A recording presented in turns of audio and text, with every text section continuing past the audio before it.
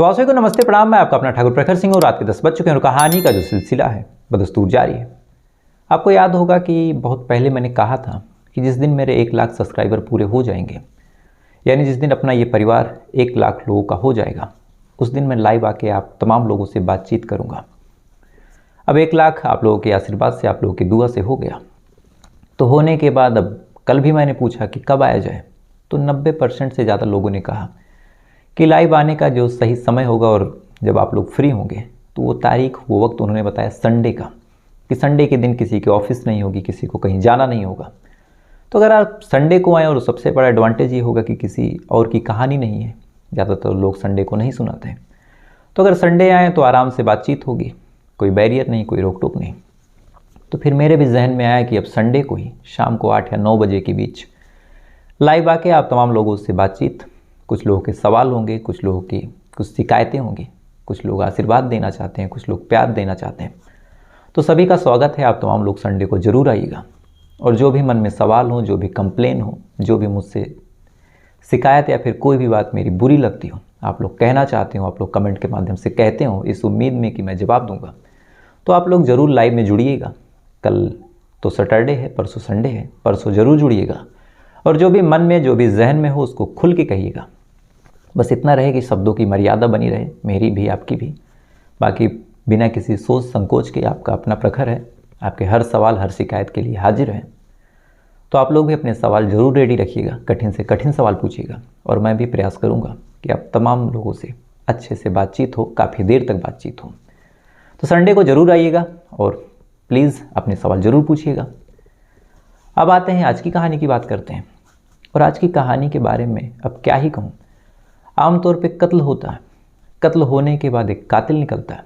अब कातिल निकलता है तो फिर जो हमारा संविधान है उसमें अलग अलग प्रावधान है, किस हिसाब से इतनी सज़ा होगी, इस हिसाब से इतनी सज़ा होगी। उसके बाद मामला कोर्ट जाता है, कोर्ट सज़ा दे देती है। लेकिन अगर कभी ऐसा हो कि जो कातिल हो वो इंसान हो ही ना, तो इंसान नहीं है, तो फिर हमारा संविधान तो इंसानों के लिए बना है, तो फिर उस कातिल को सज़ा कैसे दिलवाएं। सबको पता है कि इसने कत्ल किया, एक नहीं दो किया। लेकिन हैरानी की बात यह है कि ये इंसान नहीं है, ये एक जानवर है, एक सांप है, और सांप ने 2 कत्ल किया है। और जानबूझ के एक कत्ल किया गया है, ऐसा भी नहीं कि एक्सीडेंटल हुआ है, सांप ने ही कत्ल किया है। तो फिर इसकी जांच पड़ताल कैसे हो, चार्जशीट बनाया कैसे जाए, और ये कैसे पता किया जाए कि सांप ने गलती से काटा या फिर सांप ने जानबूझ के कत्ल किया। तो आज की कहानी इसी घटना की एक कहानी है। कहानी उड़ीसा की है। उड़ीसा में एक ज़िला लगता है, गंजम ज़िला। वहीं से 50 या 60 किलोमीटर दूरी पे एक गांव है, अंधे गांव। और कहानी इसी अक्टूबर महीने की है, जो भी पिछला महीना गुजरा। दरअसल इसी अंधे गांव में एक परिवार रहा करता था। परिवार बड़ा छोटा सा था। परिवार में एक 25 साल का शख्स जिसका नाम गणेश पात्रा, उसकी एक 23 साल की बीवी जिसका नाम बसंती, और एक 3 साल की बेटी। यही टोटल 3 लोग रहा करते थे। गणेश पात्रा बाहर काम करता था, हिमाचल प्रदेश में रह के नौकरी करता था। घर पे अकेली बीवी रहती थी, वो छोटी सी बच्ची रहती थी। बीवी को भी आराम था, पति था नहीं, आराम से जो कुछ बनाना खाना होता बनाती खाती। उसके बाद अपनी बिटिया का ख्याल रखती, उसकी सेवा करती, इस उम्मीद में बिटिया बड़ी हो जाए, पढ़ लिख के नाम रोशन करे। इधर जो गणेश पात्रा था वो हिमाचल प्रदेश में नौकरी करता, वहीं से जो कुछ पैसे कमाता, कुछ अपने पास रखता, कुछ अपनी बीवी के पास भेज देता। छोटा सा परिवार था, ज़्यादा पैसे नहीं थे, लेकिन सारी चीज़ें बिल्कुल ठीक चल रही थी। इधर वक्त के साथ साथ जब काफ़ी टाइम हो गया और गणेश पात्रा हिमाचल प्रदेश में नौकरी कर रहा था, तो अभी जुलाई महीने की बात है, जब काफ़ी वक्त गुजर गया और उसे लगा कि अब काफ़ी पैसे भी इकट्ठा हो गए हैं, तो फिर अब चलता हूँ अपने घर और अपनी बीवी और अपने बच्चे के साथ कुछ वक्त गुजारता हूँ। इतना कहने के बाद जुलाई महीने में ये प्लान बनता है। प्लान बनने के बाद अगस्त महीने में गणेश पात्रा वापस आता है और अपनी बीबी और अपनी बच्ची के साथ रहने लगता है। इधर कुछ खेती बाड़ी का भी काम था, तो उसको भी आगे बढ़ाता है। अब मियाँ बीबी और बच्ची तीनों ठीक ठाक तरीके से रह रहे हैं, सारी चीज़ें बिल्कुल ठीक चल रही। वक्त के साथ साथ गाँव वालों का भी प्यार मिलता रहा। लेकिन इसी बीच अभी 7 अक्टूबर की बात है। सारे लोग हर बार की तरह शाम को खाना खा के सोते हैं। सोने के बाद सुबह होती है। ऐसे ही जो गणेश पात्रा था वो भी सोता है। सोने के बाद सुबह होती है, और जैसे सुबह होती है तो जिस दिन 7 तारीख की ये बात है, उस दिन गणेश पात्रा अपनी बीवी के पास नहीं सोया था। हल्की सी गर्मी का मौसम था, तो वो बाहर चारपाई बिछा के सो रहा था और अंदर वो और उसकी बेटी यानी बीबी और उसकी बेटी दोनों सो रहे थे। सुबह हुई, सुबह होने के बाद उठता है, उठने के बाद अपनी बीवी को आवाज़ लगाता है। रोज़ ऐसा होता था कि जब तक गणेश पात्रा उठता तब तक बीवी उठ जाती, घर पे झाड़ू करती, चाय बनाती। लेकिन इधर गणेश पात्रा उठा और देखा बीवी उठी नहीं है। थोड़ा सा ताजुब लगा, लेकिन फिर हुआ कि क्या पता बच्ची रात भर सोने ना दी हो, परेशान की हो, रो रही हो। इसलिए अब गणेश पात्रा उठता है, उठने के बाद अपनी बीवी के पास जाता है उसे जगाने के लिए। लेकिन जैसे ही बीवी के पास जाता है और बीवी का चेहरा देखता है, फौरन उसकी आंखों में जो नींद थी वो गायब हो जाती है। बीवी का पूरा बदन नीला पड़ चुका था। इधर जो बेटी थी उसके मुंह से झाग निकल रहा था। अब ये तमाम चीज़ जैसे ही गणेश पात्रा देखता है, उसे अब कुछ समझ नहीं आ रहा कि ये हुआ क्या। इधर बीबी भी एकदम बदहवास, बेहोश, बेटी में भी कोई हलचल नहीं। गणेश पात्रा परेशान इधर उधर नज़र दौड़ा रहा और जैसे ही नज़र दौड़ाता है वहीं पे उसे एक सांप दिखाई देता है। अब सांप का देखना हुआ, इधर बीबी और बेटी को इस हाल में देखा, फौरन पूरा मामला समझ गया। भागते हुए बाहर निकला, अड़ोसियों पड़ोसियों को इकट्ठा किया। फौरन ये हुआ कि किसी के पास 4 व्हीलर हो तो वो लाया जाए ताकि बेटी और बीबी को लेकर हॉस्पिटल जाया जाए। गांव के लोगों ने फौरन कार की व्यवस्था की, कार आती है। उसके बाद गणेश पात्रा की जो बीवी थी बसंती पात्रा, उनको और उस बच्ची को कार में डाल के हॉस्पिटल लेके जाया जाता है। डॉक्टर आते हैं, लेकिन जैसे ही डॉक्टर चेक करते हैं फ़ौरन बता देते हैं कि अब इन दोनों में जान नहीं बाकी है, आपने लाने में थोड़ी सी देर कर दी। यानी सांप के काटने से आपकी बेटी और आपकी बीवी की मौत हो चुकी है। अब इतना जैसे ही गणेश पात्रा सुनता है, सुनने के बाद गश खा के गिर जाता है। आसपास के लोग सुनते हैं, वो भी एकदम परेशान, फ़ौरन घर के पास भागे भागे आते हैं। आने के बाद उस सांप को देखते हैं, फ़ौरन लाठी डंडे से पीट के उसको मार देते हैं। मारने के बाद इधर ये हुआ कि अब चलो अंतिम संस्कार की तैयारी करें। इसी बीच डॉक्टर ने कहा कि अब डेथ हुई है तो पोस्टमार्टम कर दें। पोस्टमार्टम हुआ, पोस्टमार्टम रिपोर्ट आई, मामला पुलिस में भी गया, लेकिन पोस्टमार्टम रिपोर्ट में भी कोई ऐसी चीज़, कोई ऐसा डाउट नहीं मिला। पोस्टमार्टम रिपोर्ट में भी जो मौत की वजह थी वो यही थी कि बेटी और माँ को सांप ने काटा और सांप के काटने से ही इन दोनों की मौत हुई। अब एक तरह से एक एक्सीडेंटल डेथ थी, सांप के काटने से मौत हो गई। उसके बाद अब ये हुआ कि बॉडी हवाले कर दें, अंतिम संस्कार हो जाए। पुलिस को भी लगा कि चलो केस बंद, मामला कुछ है नहीं। इसके बाद 2 दिन और गुजरते हैं। इधर बॉडी का अंतिम संस्कार हो गया। परिवार वाले एकदम परेशान। जो पति था गणेश पात्रा, उसका रो रो के बुरा हाल। बसंती के भी माँ बाप आ जाते हैं। तमाम लोग परेशान, गांव में एकदम गम का माहौल, हर तरफ मातम पसरा हुआ कि एक शख्स जिसकी जवान बीबी और मासूम बच्ची दोनों खत्म। 1-2 दिन गुजर जाते हैं, लेकिन इसी बीच जो बसंती पात्रा के पिता थे वो थाने पहुंच जाते हैं। अब थाने पहुंचते हैं, पहुंचने के बाद कहते हैं कि साहब मुझे कंप्लेन दर्ज करवानी है। अब पुलिस वालों ने पूछा कि किस मामले में, तो फिर वो शख्स जो बसंती पात्रा के पापा थे वो बताते हैं कि आपको याद होगा कि 2 दिन पहले सांप काटने से एक महिला और उसकी बच्ची की मौत हुई थी। पुलिस वालों ने कहा कि हाँ, अभी 2 दिन पहले की बात है, क्या हुआ? तो इस पे बसंती पात्रा के जो फादर थे वो कहते हैं कि दरअसल ये सांप ऐसे नहीं काटा होगा, सांप से मेरी बेटी का और मेरी नातिन का मर्डर करवाया गया। अब पुलिस वालों ने जब ये बात सुनी तो सुनने के बाद एक बार बड़ी हैरानी लगी कि आदमी बोल क्या रहा है। जो ये बोल रहा है इसको खुद भी समझ में आ रहा है कि ये बोल क्या रहा। अब पुलिस वाले टकटकी लगा के उस शख्स को देख रहे हैं, समझ नहीं आ रहा कि क्या बोलें, क्या रिएक्शन दें। क्योंकि अब एक आदमी जिसकी जवान बेटी ख़त्म हुई हो, दुख में तो है, लेकिन अब दुख में होने के बाद इस तरह की बातें, ये भी अजीब लग रहा। बहरहाल पुलिस वाले कुछ कहते नहीं, कहते हैं कि अच्छा बताइए कैसे ऐसे हो सकता है। तो इस पर पुलिस वालों से जो बसंती के फादर थे वो कहते हैं कि वो तो मुझे नहीं पता कि कैसे हो सकता है, लेकिन आप एक काम करो साहब, बस जांच कर दो और देख लेना सांप से मर्डर करवाया गया। अब ये चीज़ पुलिस वालों ने सुनी तो उन्हें बड़ा अजीब लगा। खासकर 2 चीज़ें। आजकल ऐसा होता है कि अगर किसी की बेटी हो और उसकी ससुराल में मौत हो जाए तो ऐसे कंडीशन पे एक चीज़ होती है कि जो माँ बाप होते हैं फ़ौरन या तो दहेज का मामला लगा देते हैं कि दहेज की वजह से मार दिया, नहीं तो किसी न किसी केस में फंसा ही देते हैं। तो पुलिस वालों को लगा कि हो सकता है यही सब मामला हो, बेटी की मौत हुई है, पिता परेशान है, वो केस दर्ज करवा रहा। लेकिन अब कह रहे थे तो ये हुआ कि चलो जांच पड़ताल कर लेंगे। उसके बाद उन्होंने कहा कि जाइए हम जांच पड़ताल करते हैं। इसके बाद पुलिस वालों ने यूं ही जांच पड़ताल शुरू कर दी। सबसे पहले गणेश से पूछा कि क्या हुआ था। पोस्टमार्टम रिपोर्ट को भी बाकायदा चेक किया गया। जो डॉक्टर थे उनसे भी पूछताछ हुई कि भैया आप बताओ क्या कुछ सस्पिशियस था क्या मामला। तो चाहे गणेश हो चाहे आसपास के लोग हों, तमाम लोगों से जब पूछताछ हुई तो तमाम लोगों ने सिंपल जवाब दिया कि साहब गणेश का फ़ोन आया था, उसने कहा कि बीवी को सांप काट लिया। हम पहुंचे तो देखा कि बीवी बिस्तर पे और बच्ची बगल में पड़ी थी, मुंह से झाग निकल रहा था। उसके बाद हम लेके हॉस्पिटल जाते हैं। उसके बाद डॉक्टर साहब ने कहा कि मर गई। इसके बाद पुलिस वालों ने डॉक्टर से भी पूछना शुरू किया कि आप बताओ मामला क्या है। तो जब डॉक्टरों से पूछताछ हुई तो डॉक्टरों ने भी सिंपल कहा कि साहब इसमें कुछ बात है ही नहीं, बच्ची और उसके माँ को सांप ने काटा था और कहीं कोई इंजरी नहीं, खाने में कोई ऐसी चीज़ नहीं मिली जिससे मामला सस्पिशियस हो। सिंपली सांप के काटने का यानी स्नेक बाइट का डेथ है ये। अब पुलिस वालों ने जब ये तमाम चीज़ें सुनी उन्हें भी लगा कि क्या एक पिता फालतू वक्त ख़राब कर रहा और हम भी क्या वक्त जाया करें। ठीक है, उन्होंने कहा हमने पता कर लिया, बाकी इस मामले में कुछ है नहीं।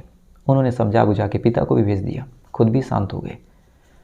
थोड़ा सा वक्त और आगे बढ़ा, लेकिन इसी बीच जो फादर है फिर से थाने पहुंच जाता है और कहता है कि साहब एक बार और जांच कर लो। अब पुलिस वालों ने जब ये बात सुनी उन्हें भी थोड़ा सा अजीब लगा। एक बार अभी जांच पड़ताल की, फिर कह रहा फादर है, इसके बेटी की मौत हुई, लेकिन इसका मतलब ये नहीं कि पुलिस वालों को यूं ही दौड़ाए। बहरहाल उन्होंने फिर पूछा कि अच्छा जांच पड़ताल कर लें, कोई एंगल, कोई क्लू, कोई सबूत आप बताओ तो किस वजह से जांच पड़ताल कर लें। तो ये तमाम चीज़ जब पुलिस वालों ने कहा तो उसके पिता ने एक लाइन बोली और कहा कि साहब एक चीज़ आप नोटिस कीजिए कि सांप आता है, आने के बाद बेटी को काटता है, नातिन को काटता है और काटने के बाद वो सांप सुबह तक उसी कमरे में रह जाता है। ऐसा कैसे है? सांप अगर काटेगा, काट के जा सकता है, इतने लोगों की आहट हुई, इतने लोगों की वहाँ पे मूवमेंट हुई, तो ऐसा कैसे हुआ कि दोनों को सांप ने काटा और सांप वहीं रह गया। अब पुलिस वालों ने जब ये बात सुनी तो ये बात बड़ी बेतुकी सी लगी कि हो सकता है कि सांप रुक गया हो। अब सांप की मर्जी वो कहाँ जाए, अब सांप से पूछा भी नहीं जा सकता कि आपको किसी ने भेजा था क्या।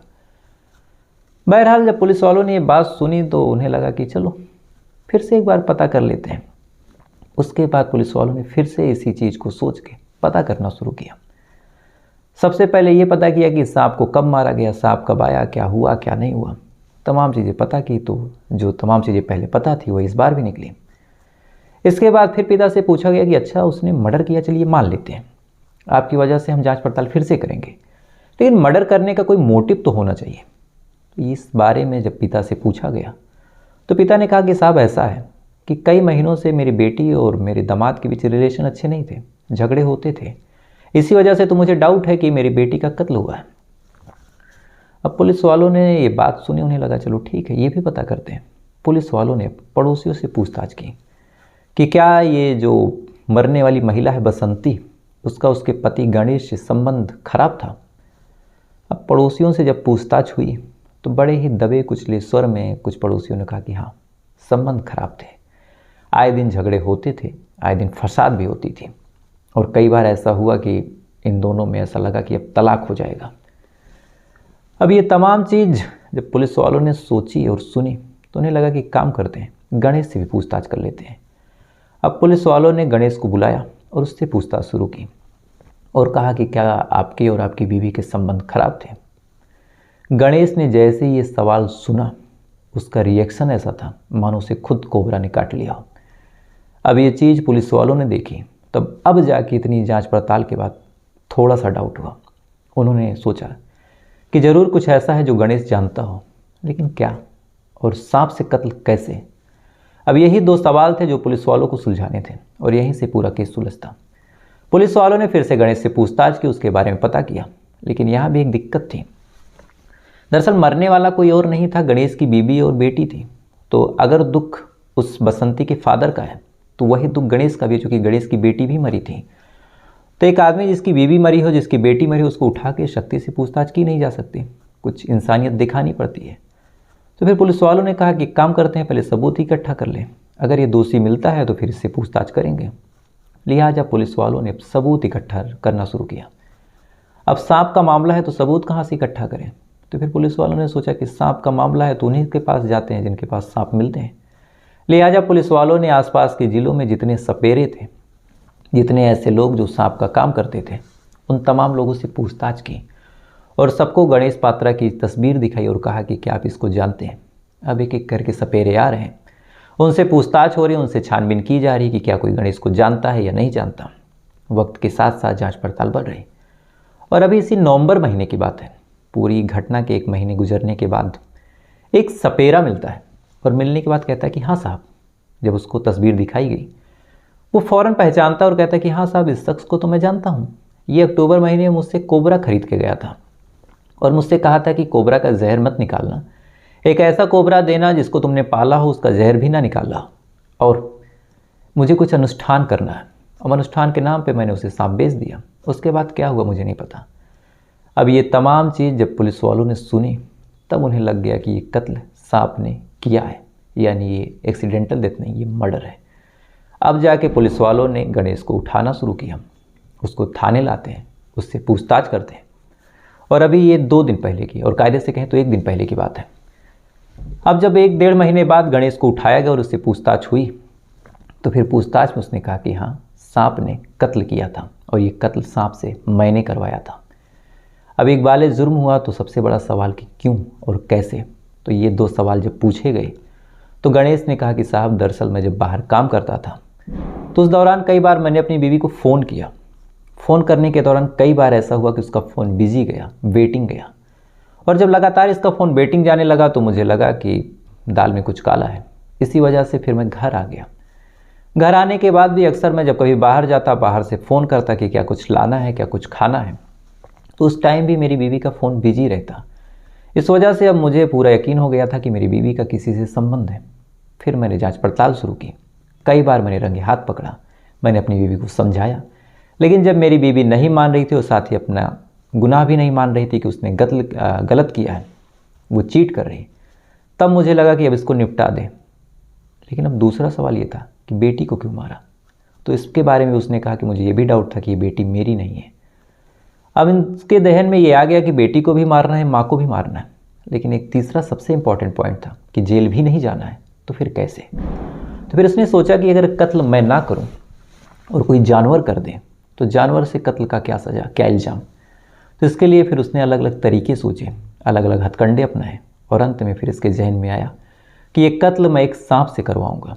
इसके बाद एक सपेरे के पास जाता है, सांप खरीदता है, उस सांप को रात में जाता है अपनी बीवी के पैर के पास छोड़ देता है, सांप की पूंछ पे थोड़ा सा पॉइंट करता है ताकि सांप गुस्से में आए और डसे। बीबी और अपनी बेटी को उस सांप से डसवाता है। डसवाने के बाद सांप को वहीं छोड़ता है, दरवाज़ा बंद कर देता है और चुपचाप जाके सो जाता है इत्मीनान के साथ, जब तक बीबी और बेटी की मौत नहीं हो गई।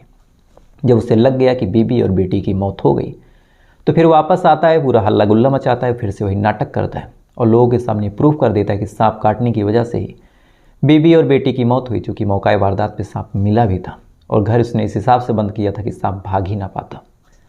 तो ये केस पुलिस वालों ने भी 2 दिन पहले सुलझाया। लेकिन बड़ी हैरान करने वाली कहानी की एक आदमी अपनी ही बेटी और अपनी ही बीवी को सांप से कत्ल करवा के मार दे, तो किस शकल में किसका कत्ल हो जाए कुछ कहा भी नहीं जा सकता। और अगर बसंती के फादर ने इतनी पैरवी नहीं की होती तो शायद किसी को क्या ही खबर थी कि ये सांप ने काट लिया या फिर सांप ने कत्ल कर दिया। तो कितनी अजीब कहानी थी। तो फिलहाल ये थी पूरी कहानी और 2 दिनों से आप लोगों का उधार था कि सवाल जवाब का जो सिलसिला था। तो मेरा सवाल था परसों का कि एसपीजी की जो इकाई है, जो सेना के फोर्स होते हैं, यानी एसपीजी की जो सुरक्षा ग्रुप है, इसकी स्थापना कब और क्यों हुई थी। तो एसपीजी की स्थापना करने का जो मेन मोटिव था, जब इंदिरा गांधी का मर्डर हुआ तो मर्डर होने के बाद ऐसा लगा कि हाँ, सुरक्षा में कुछ चूक हो सकती है। तो फिर ये हुआ कि एक ऐसा सुरक्षा घेरा हो, एक ऐसा सुरक्षा दस्ता हो जो बड़े बड़े देशों के बड़े बड़े नेता जो होते हैं उनकी सुरक्षा में तैनात हो, उस लेवल का हो। तो इसके लिए साल 1985 में एक समिति बनी थी, बीरबल नाथ समिति। इसने राष्ट्रपति के पास ये मांग रखी एक ऐसा स्पेशल प्रोटेक्शन यूनिट बनाया जाए, यानी एसपीयू, जो सुरक्षा के घेरे से पूरे भारत में नंबर 1 पे हो। तो जब ये डिमांड राष्ट्रपति साहब के पास हुई तो उन्होंने फिर एक आर्डर दिया, एक तरह से बिल पास किया और टोटल 819 पद निकाले। और 819 पद जो निकाले सुरक्षा के लिए, उसमें सेना के टॉप के लोग, जिनकी फिटनेस अच्छी हो, जिनकी जंप अच्छी हो, जिनकी फायरिंग की स्किल सबसे अच्छी हो, यानी सेना में तो वैसे भी सबसे बेस्ट लोग जाते हैं, उसमें से भी जो बेस्ट ऑफ बेस्ट हो, उन तमाम लोगों को अलग अलग सेना से, अलग अलग पुलिस की जो समिति है उनसे निकाला गया और अलग अलग 819 लोगों को भर्ती किया गया। और इस ग्रुप को जब देखा गया तो इसका नाम था स्पेशल प्रोटेक्शन ग्रुप यानी SPG। तो यहीं जाके SPG का गठन हुआ और ये कारण था। तो इस सवाल का जो सही जवाब दिया वो दिया है जिग्नेश जी हैं, साथ ही विजेंद्र सिंह जी हैं और जय भगवान जी हैं। ये पेशे से SI यानी सब इंस्पेक्टर हैं। तो जय भगवान जी, आपसे यही कहूँगा कि आप भी जीवन में कुछ ऐसी कहानियाँ प्रोवाइड कराइए, कुछ ऐसे काम कीजिए ताकि आपकी भी कहानी सुनाने का अवसर प्राप्त हो। अजगर सिंह जी हैं और कृष्ण कुमार जी हैं, दीप जोशी जी हैं। तो अब तमाम लोगों ने बिल्कुल सही जवाब दिया। आप तमाम लोगों को दिल से शुभकामनाएं। ऐसे ही अपना ज्ञान बढ़ाइए, हम सबका ज्ञान बढ़ाइए। अब आते हैं आज के सवाल पे। और आज का मेरा सवाल है कि शरीर का एक ऐसा अंग है, जैसे हमारी उंगली कट गई, नाखून की बात छोड़िए, जो जिसमें जान होती है, उंगली कटी, नाक कटी, कान कटे, या फिर अंदर की बात करें तो आंत कट गई, किडनी कट गई, फेफड़ा कट गया। तो ऐसी चीज़ें हमारे शरीर के लिए कभी कभार जानलेवा हो सकती हैं। लेकिन इसके विपरीत शरीर में एक ऐसा अंग भी होता है जो कट जाए तो फिर बढ़ जाता है, बहुत फ़र्क नहीं पड़ता उसके कटने से। तो ऐसा कौन सा अंग है जो जिंदा रहते कट भी जाए और कोई दिक्कत भी ना हो, लोग कटवा भी रहे हैं? तो ऐसा कौन सा अंग है? अगर आपको इसका जवाब पता हो तो कमेंट करके बताइएगा, नहीं पता हो तो कोई बात नहीं, कल का इंतज़ार कीजिएगा। साथ ही ऐसी कहानी देखने के लिए, ऐसी वीडियोज़ को जानने के लिए चैनल को सब्सक्राइब जरूर कर लीजिएगा। तो आपसे कल फिर मुलाकात हुई किसी दूसरी कहानी के साथ। तब तक अच्छे रहिएगा, खुश रहिएगा, अपना ख्याल रखिए, अपने देश का ख्याल रखिए। जय हिंद, वंदे